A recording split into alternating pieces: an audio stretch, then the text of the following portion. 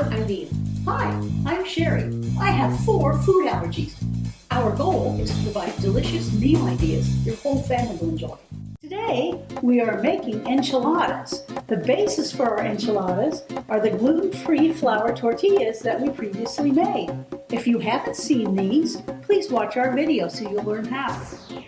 We'll be using this product as the base for our sauce, chicken stock, salt, arrowroot as a thickener, and black pepper.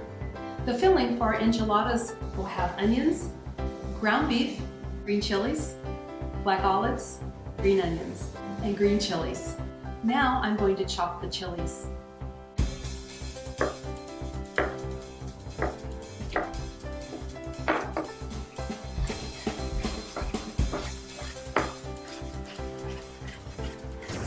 Our substitutions include Daya, plant-based cheese, and arrowroot, which we're going to substitute for the flour. But Eileen, why did you bring a turnip? Actually, Sherry, it's not a turnip. This is what arrowroot looks like before it's processed into its finished product. It's rhizome and it comes from South America. Eileen, why am I grating this cheese when there are perfectly good shreds right there in that bag? Well, Sherry, freshly grated cheese tastes better. It hasn't oxidized. To make our sauce, we first have to dissolve the arrowroot in the chicken stock that I've set aside. It will gradually dissolve as I stir it. Once it dissolves, I'm going to set it aside. It needs to be added when it's cold. I add the chicken stock, the red enchilada sauce, the salt, and the pepper. And finally, the arrowroot. Give it one more stir that I've pre-mixed.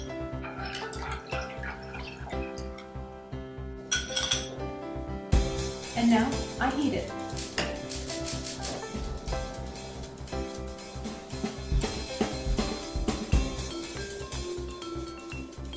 For the filling, I'm going to saute some onions. Even though I have a non-stick pan, I'm going to put a little bit of olive oil in the base. Add my onions. This will take about 8 minutes on medium.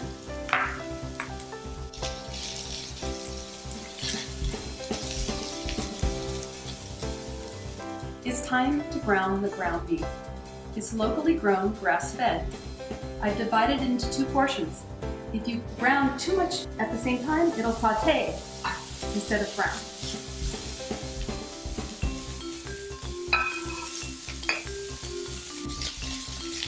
It's about medium hot.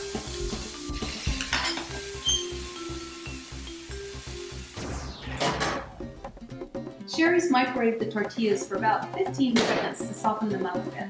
Puts them into the tortilla sauce. Coats them with the chili sauce, actually. In fact, enchilada means to coat with chilies. Now comes the filling, the ground beef, with the onions, green onions, the black olives, and the green chilies. Roll them up very easily with the seam down. These are going into a preheated 350-degree oven for 20 minutes. The enchiladas have been cooked. We've added cheese. It's the non-dairy cheese. In order to melt it, we need to put it under the broiler for about 3 minutes.